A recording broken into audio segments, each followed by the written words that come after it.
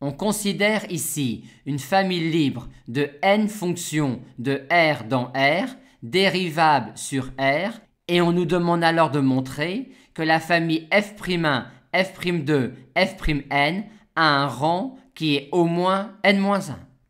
À quoi peut-on penser alors pour montrer cela?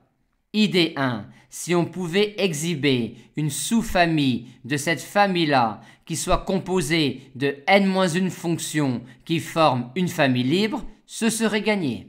Mais comme ici, rien ne particularise entre elles les fonctions f1, f2, fn, ceci semble mal parti. Idée 2. On pourrait se ramener au rang d'une autre famille de fonctions en effectuant sur cette famille-là des opérations licites qui ne modifient pas le rang d'une famille de vecteurs. Mais là encore, comme on ne connaît pas les fonctions f1, f2, fn, c'est encore mal parti.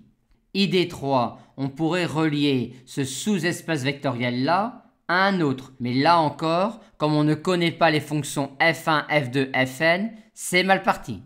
On va donc se résoudre à raisonner par l'absurde. Et sûrement que l'absurdité aura un lien avec la liberté de la famille f1, f2, fn. Supposons donc que le rang de cette famille-là est inférieur ou égal à n-2. Dans la suite, on suppose n supérieur ou égal à 2, car le résultat est évident pour n égale 1. Et comment alors utiliser que le rang de cette famille-là est inférieur ou égal à n-2? Dire que le rang de cette famille-là est inférieur ou égal à n-2 signifie qu'il existe au moins deux fonctions de cette famille-là qui peuvent s'écrire comme combinaison linéaire des autres.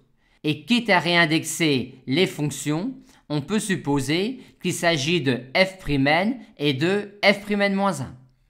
De cette information-là, et vu l'hypothèse que l'on a tout de suite envie d'en déduire qu'il existe un réel lambda n tel que cela, et de même ici. Et arrivé là, il ne nous semble pas impossible de pouvoir alors construire une combinaison linéaire non triviale de f1, f2, fn qui donne la fonction nulle, ce qui rentre en contradiction avec l'hypothèse. En multipliant cette ligne-là par lambda n-1 et en lui retirant cette ligne-là multipliée par lambda n, on fait partir les constantes et on a alors une combinaison linéaire des fonctions f1, f2, fn qui donne la fonction nulle. Mais la combinaison linéaire ainsi construite est-elle non triviale? Oui, si lambda n ou lambda n-1 est non nul. Et on tient alors notre contradiction vu que f1, f2, fn est supposé libre. Maintenant, si lambda n et lambda n-1 sont nuls, on a alors tout de suite une combinaison linéaire non triviale de f1, f2, fn qui donne la fonction nulle, ce qui rentre encore en contradiction avec l'hypothèse.